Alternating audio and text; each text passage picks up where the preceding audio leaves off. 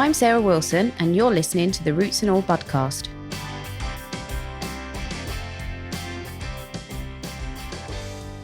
Hello, and welcome to this week's episode of the podcast. This is part 2 of the Iain Tolhurst talk that he gave at the Veg Fest in Brighton. He talks more about the idea of stock-free farming and why we should be interested in doing it. And he gives kind of good reasons for why we should do it. And he also talks about the interesting question that a lot of people get asked, especially if they're vegan, which is what happens to the animals if everybody turns vegan. And he does address that. I'm not sure he's got a solution to it per se, but he does talk about it, and at least he's kind of talking about these topics head on.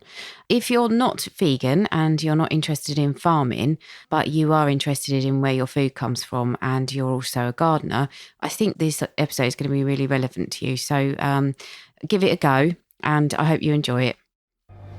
So stock-free organic standards were set up in 2005, I think. It's really a very specific standard to ensure that farmers and growers are completely stock-free. It is certifiable. We are certified to do this, and it's operated by the Soil Association doing the inspection.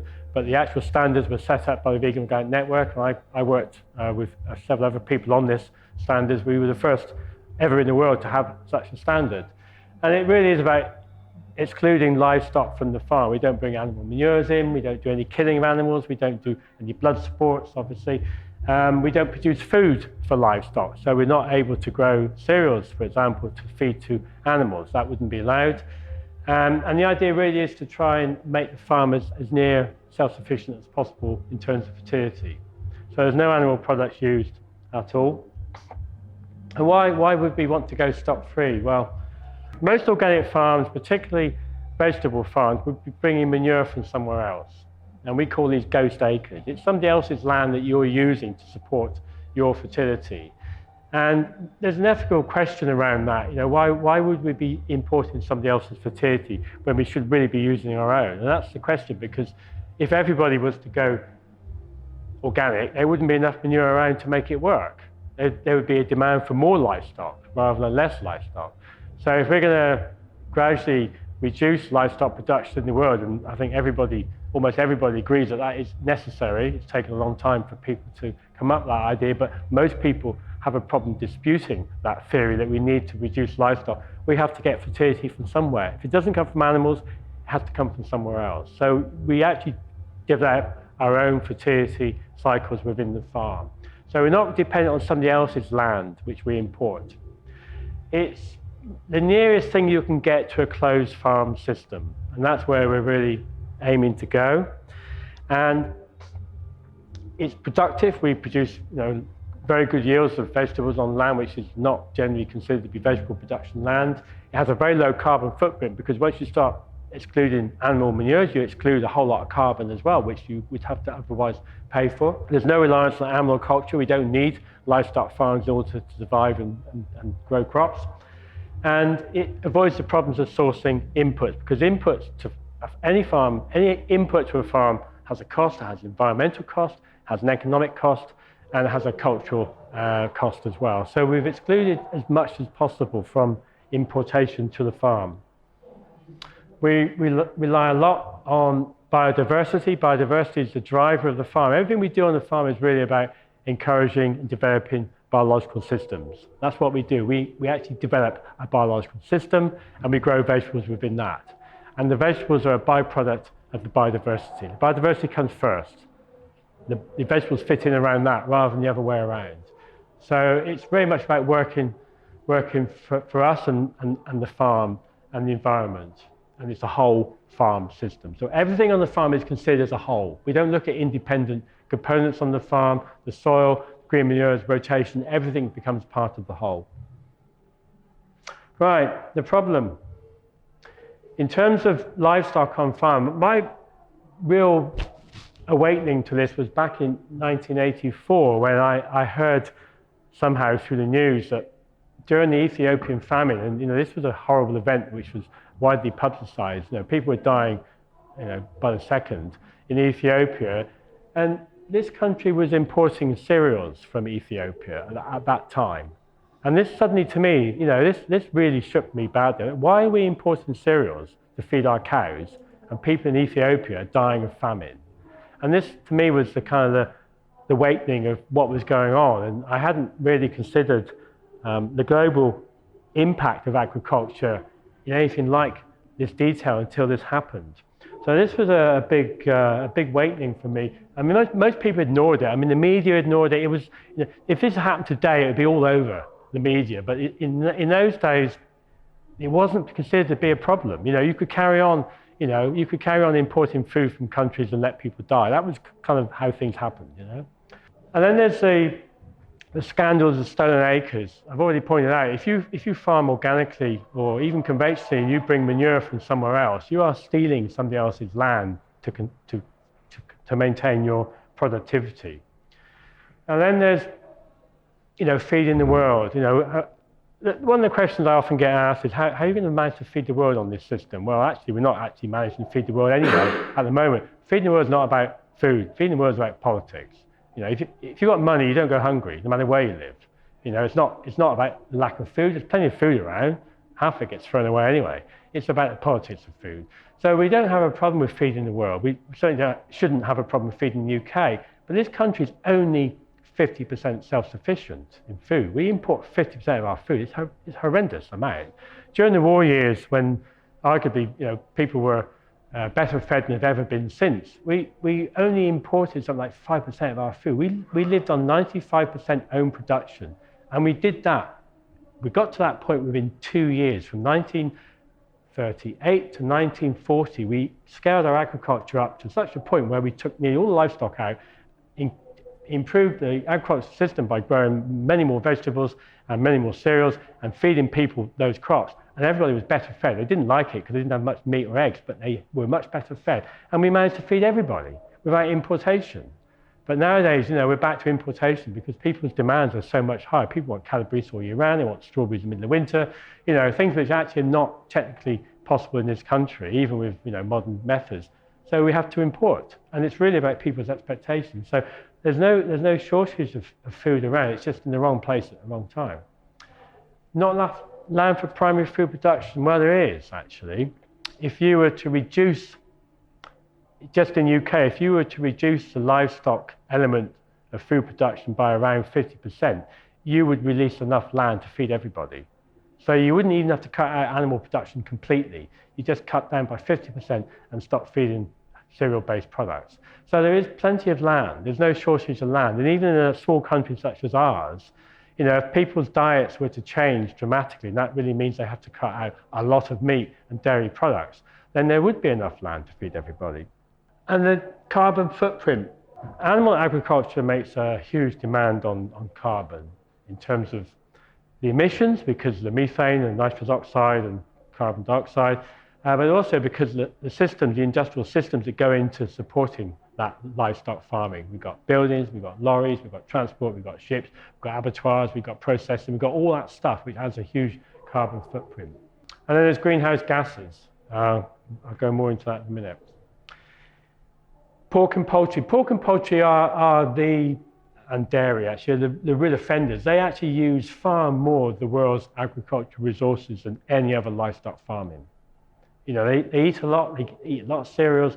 The reason that during the war, if you were on a food ration and everybody was rationed, you only got 1 egg a week, was because eggs use a huge amount of cereal to produce. Chickens don't normally lay eggs unless you feed them huge amounts of cereal.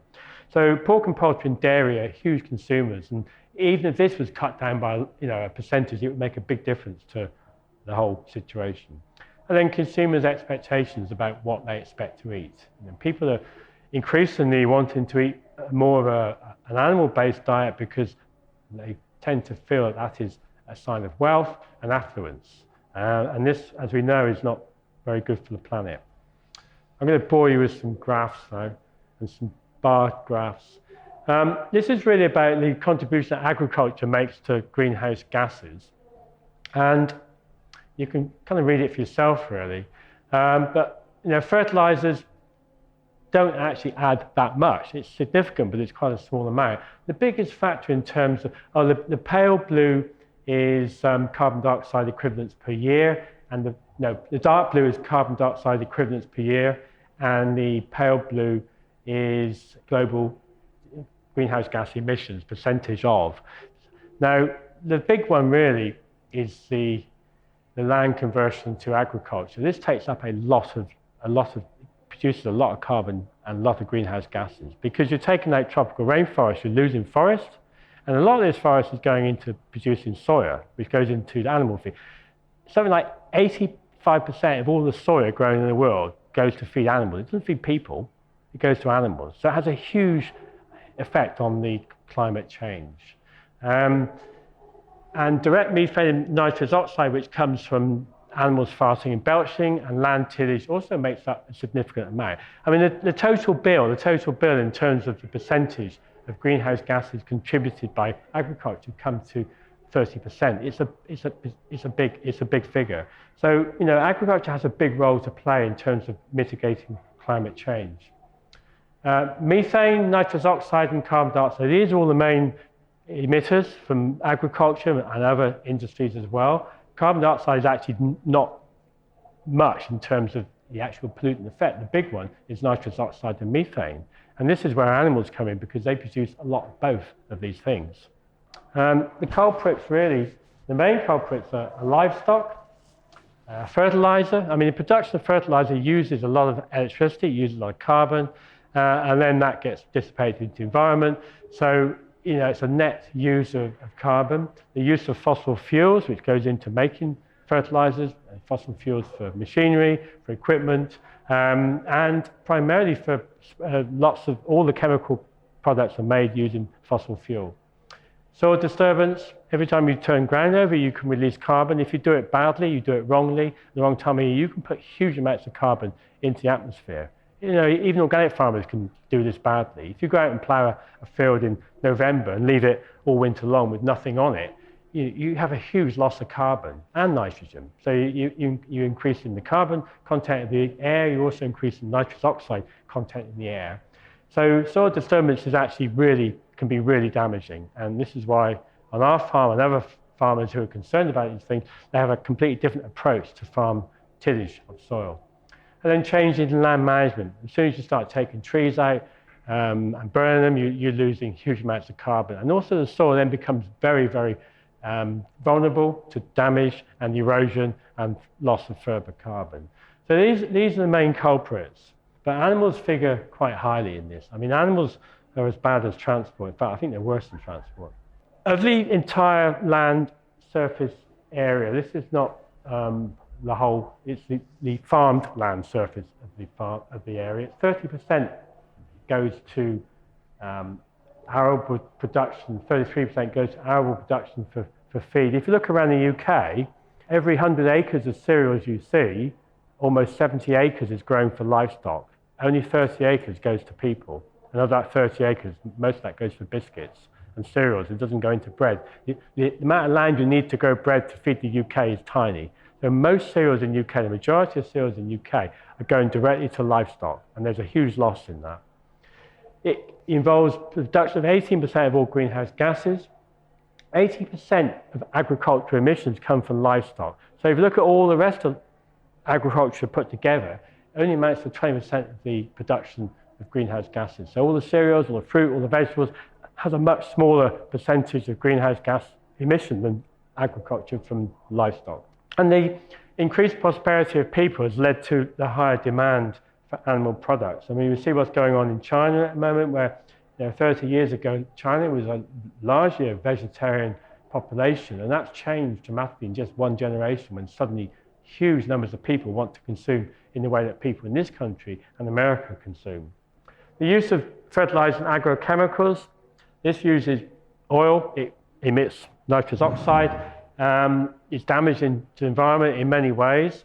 It damages the soil biological systems. Every time you put nitrogen fertilizer on the soil, you deplete the natural fungi and biological element of the soil, which means you have to put more on to get the same effect. Nitrogen fertilizer is still widely used, despite the fact it's now 5 or 6 times more expensive than it was 15 years ago. Food hasn't gone up at all in that time. It's still used because the result often is worth the money that farmers will pay. And fertilizer and agrochemicals are carbon intensive. Their production is carbon intensive, quite apart from any damage they do to the environment. Their production is very carbon intensive. Soil disturbance. If you look at the global soil map, there are areas in the world where there is significant erosion, and it's been known for quite some time. This only actually really became graphically known when we started to, ironically, go off into space and start taking pictures from beyond our planet. And you can look down and you can see at certain times of year, and there's a wonderful picture of the UK in the winter after heavy rain, and at every exit of every river around the UK, the Thames, the Avon, all the big rivers, there's a huge brown stain in the sea which spread out for many, many miles. That's soil. That's the loss of soil. And this is happening all over the world. And the reason it's happening primarily is because of bad soil management. All the flooding incidents that we've had in the UK in the last 10 years got almost nothing to do with the weather. It's all about bad soil management. So when the River Thames floods, it's because it's not draining properly. The land is not draining properly. The land is not absorbing water, it's running off. And this is primarily down to bad soil management. It's not just about livestock, it's about bad farming practice, but it may well be because of overstocking with livestock as well. So soil carbons are declining. This is going on right across the agricultural world. Everywhere you go, anywhere in the world you go and measure soil carbon, it's lower now than it was 50 years ago. There's almost nowhere where it's gone up. This is a worrying trend because once you lose soil carbon, you lose most of the life of the soil. Biological functions cannot exist in the absence of soil carbon. So the fact that so much agricultural land is used for annual cropping, a lot of this annual cropping is actually livestock feed. So there's a huge area of land is just devoted purely to livestock feed. And a third of the global arable land is producing food for animals. So, there's a huge concentration of cultivations, ploughing, and soil disruption on a third of all agricultural land. Use of fossil fuels. You use it in fertilizer production, power farming. Tractors get bigger and bigger and bigger. I mean, it's not unusual now for farms to have tractors with 250, 300 horsepower. They use huge amounts of fuel in order to get the job done quicker because they're under enormous pressure. The reason a lot of this is happening in agriculture is because farmers' incomes have been declining. You should never blame the farmer. It's the consumer you need to really be pulling up because it's the consumer that drives the farmer. And if you were to look at the prices that farmers get today for cereals, which is about, you can buy a ton of bread-making wheat, even now, because last year it went up because of drought, but a ton of bread-making wheat is about £140 a ton. That makes 1,400 loaves of bread, £140 a ton. If you go back, when I started farming 42 years ago, it was £95 a ton. It's only gone up by about £40 in 44 years. I mean, you don't have to be an economist to understand the sums of that. The price of agriculture, the cost of farming has gone up, yet the value of that product has gone down. And why has it gone down? Because the public don't want to pay for food. We have the lowest payout in the whole of Europe on food. People in this country, it's average of 10%, less than 10% of their income goes on food.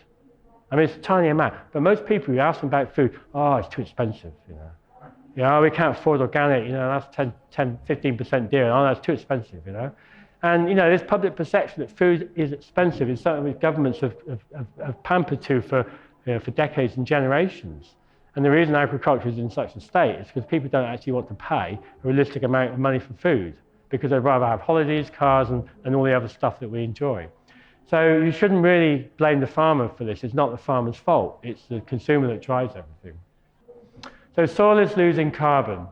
82% of all the carbon in the atmosphere, in the biosphere, terrestrial biosphere, is in the soil. It's a huge amount.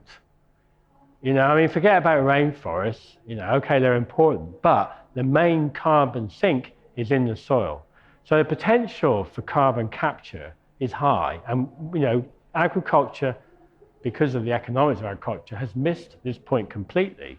And so has science. They haven't really, they're inventing these machines to capture carbon. Well, actually, it's dead easy. All you've got to do is plant trees and look after your soil.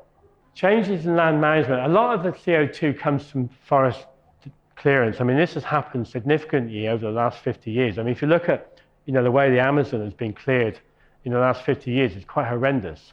And it hasn't slowed down. It's still going on. I mean, the publicity has slowed down, but it's still happening.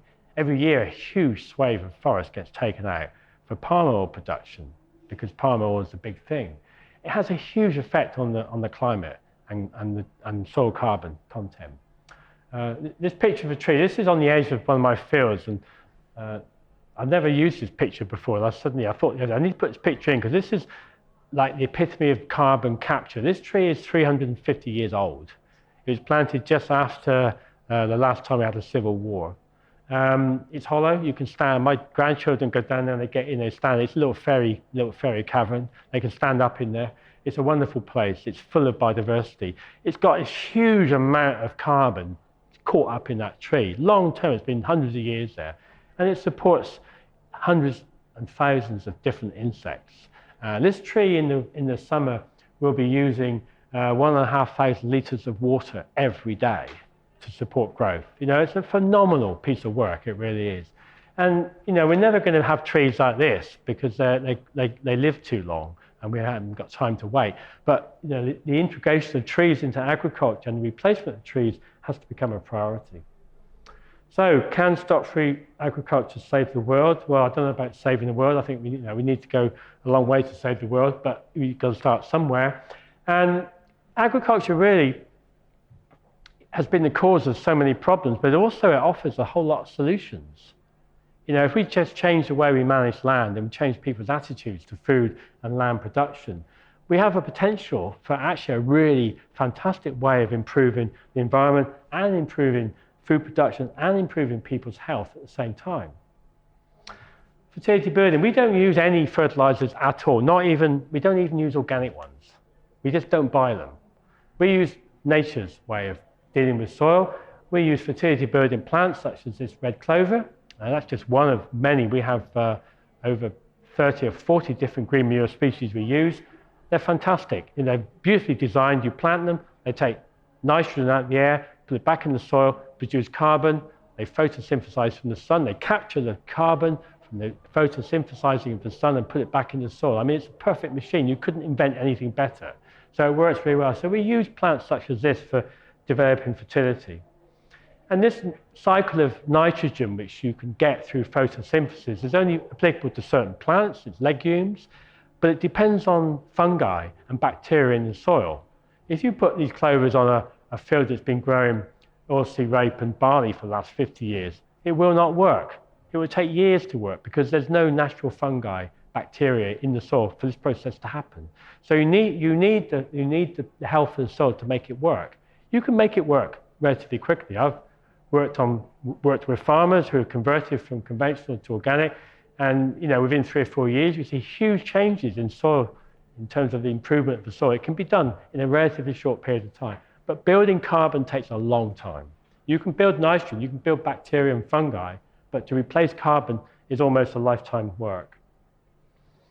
So fertility comes from within, and we use legumes, rotations, compost, round-meal wood chip. They're all inputs to the farm, but they're biological inputs. None of this has to come from anywhere other than farm. We can produce all this on the farm, apart from the seed for the green manures, which we could, in theory, produce on the farm, but economically it's not worth doing. We'd rather buy from somewhere else. So it's all possible within a farm environment. Doesn't matter whether the farm's 1 acre or 10,000 acres. You can do this on any scale. Right, taking the whole of nature into a farm. They are much more productive than the huge, big, arable prairies that we've ended up with in many parts of the world. And then the other possibility of agriculture, and this is a slightly controversial one, I know, is rewilding. Now, this is Scotland, and people look at that picture and they think, oh, isn't that beautiful? To me, it's a desert. You know, that's not beautiful at all. That's just a denuded, barren landscape. If you'd gone there 300 years ago, before the English cleared everybody off the land, put sheep there, it would be a matrix of trees, small little fields, and you know, a vibrant community of people living there, you know, with an ecologically sound and balanced environment. Now it's just a complete wasteland. You know, it's nothing beautiful about it at all. It's empty. You know, in many people's ideas, that makes it beautiful because they live in cities. Well, of course it's beautiful if you live in the middle of London. But, you know, this is not a natural landscape. This has been man-made. And most of the world ends up like that. We complain about people in Africa and South America cutting their trees down. Yeah, but we've done all that already. We've already messed it up. Why should we complain about what they're doing? Because we've set an example many years ago. So this has to go back to something like how it was. Because at the moment, it produces absolutely nothing. The stocking rate with sheep on here, you have one sheep for 25 acres. There's no food value in that whatsoever, so why bother? And the farmer is subsidised up to the hilt in order to make that pay. So this sort of environment really needs to be put back into nature. So rewilding is a serious option for agriculture, and it mops up some of the problems involved with livestock on farms, because you wouldn't have that huge number of sheep wandering around over this massive area of nothingness. I know it's controversial because not everyone likes the idea of it. The big problem, I guess, really with more and more people giving up meat, and I'm really pleased they are, is what happens to all the animals on farms now? Because there's a phenomenal number. There's more animals on farms than there are people in the world, if you count all the chickens and everything else. It's quite horrendous, actually. What's going to happen to all that? And this was a problem which we had to face some years ago. I've been working with a farm up in Derbyshire. You may have heard Bradley Nook Farm, and Jay and Catcher. They decided the year before last to give up their beef animals. They've been farming beef for many years, and they could no longer manage their consciences. And I was called in to help on looking at possibilities of what else the farm could do. If they're going to give up beef, what they're going to do to try and maintain an income. So I was involved in that process. And the real problem we had actually was what we're going to do with these 73 cows.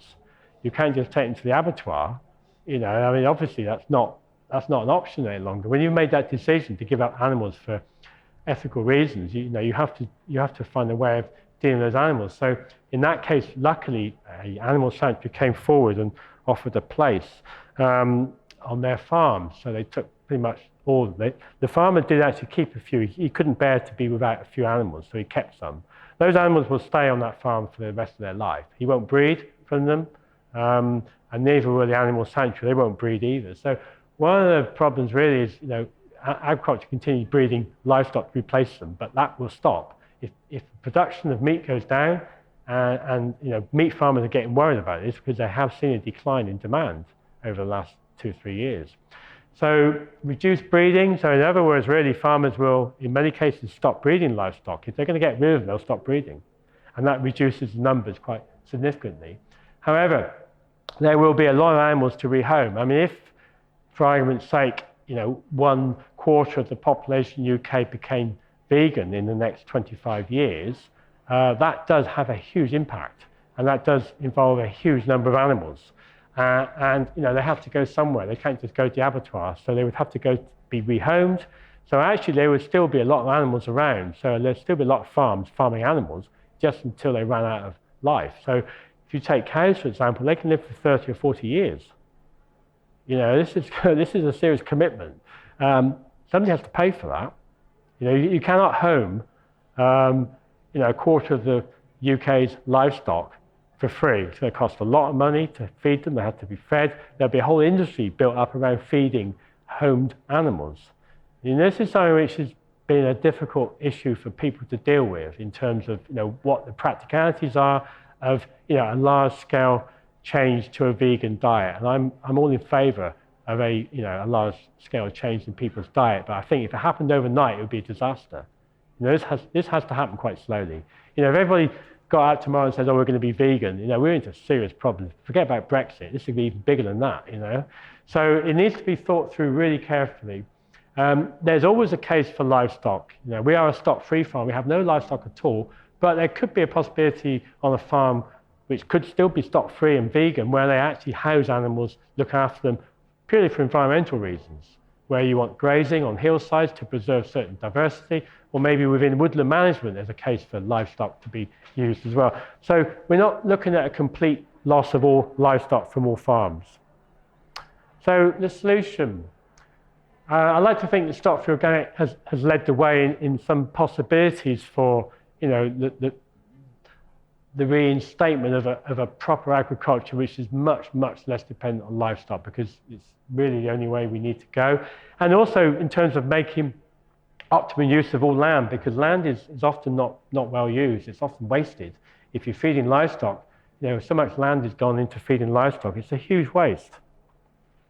And reduction of livestock on ploughable land. I mean, so much land in this country is used for livestock that could be used for other things. It could be growing other things. It could be growing timber, which we need. It could be growing fibre, which we need. It could be growing hemp, which we need. There's a whole range of crops out there which could be grown, which are not, because they're taken up by livestock. So there's a lot of land which actually is fit for ploughing, which is not being ploughed.